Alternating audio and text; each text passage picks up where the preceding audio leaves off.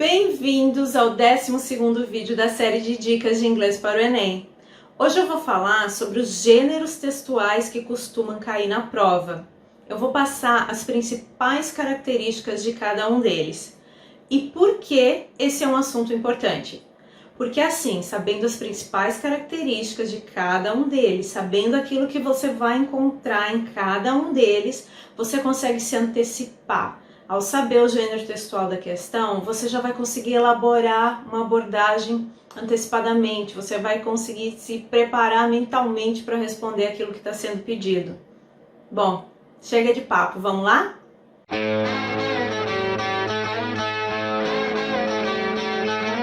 Primeiro gênero textual que eu quero explicar é o texto.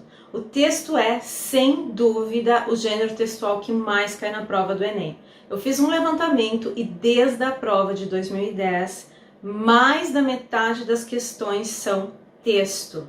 E aqui você ainda pode dividir esse gênero textual, porque o texto pode vir de um artigo de revista, de um artigo de jornal, ter sido extraído de um livro, de um site. E os assuntos? Bom, os assuntos podem ser os mais variados possíveis. Você pode ter que lidar com uma resenha de filme, com uma reportagem sobre saúde, uma reportagem sobre animais de estimação, sobre viagens, enfim. Esse tipo de gênero textual, ele exige do candidato um conhecimento de vocabulário, estrutura gramatical, tempos verbais. O teu sucesso ao responder esse tipo de questão, além desse conhecimento que eu falei, é você saber lidar com cognatos, saber tirar proveito dos cognatos, saber aplicar corretamente os métodos skimming e scanning e a sua familiaridade com o assunto. Sim, porque quanto mais você souber sobre o assunto da questão, maiores as suas chances de acertar. E ao contrário, quanto menos você souber, menores as suas chances. O segundo gênero textual que eu quero falar são os anúncios. Os anúncios mesmo na forma de anúncio ou de cartaz ou de propaganda. Também é um gênero textual que cai bastante na prova do Enem. Eles são muito curtos, muito claros e objetivos. As frases geralmente são muito sucintas, muito pequenas. São questões mais fáceis de resolver, porém o candidato tem que tomar muito cuidado com a word order.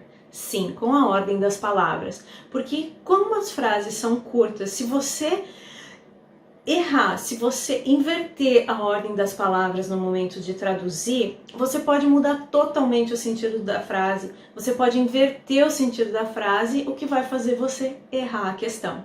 Então a dica aqui é cuidado com a word order.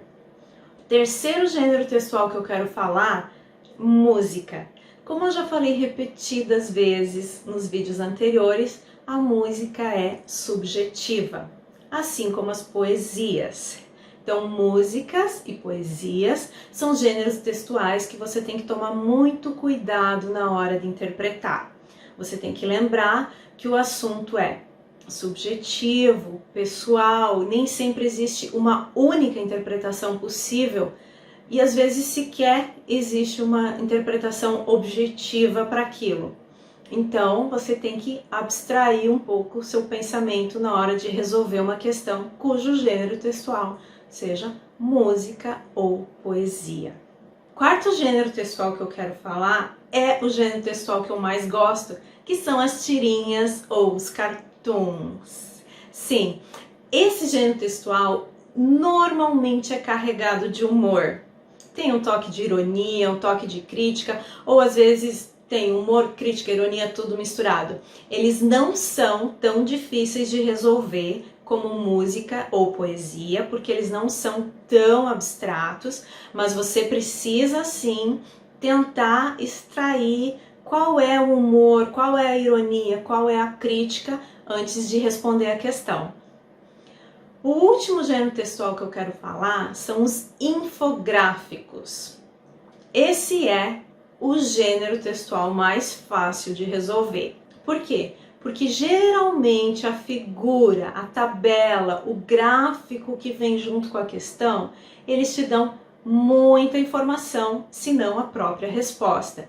Então, quando o gênero textual for infográfico, você precisa se preparar para saber ler a figura, interpretar a figura. Isso vai te ajudar muito.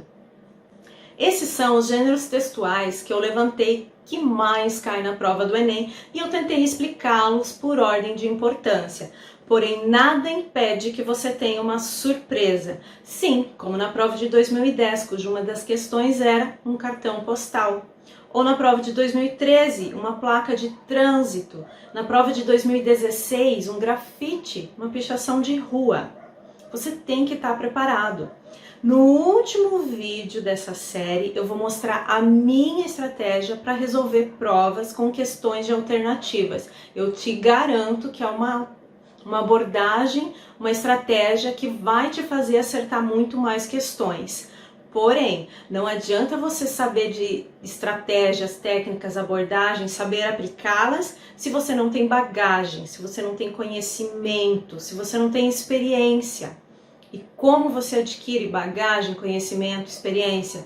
Estudando. A única maneira é estudar. Você pega, você analisa as provas anteriores, você tenta resolver as provas anteriores, você percebe aonde você está errando, você tenta corrigir essas falhas, você pede ajuda se necessário, porém não existe outro caminho a não ser estudar.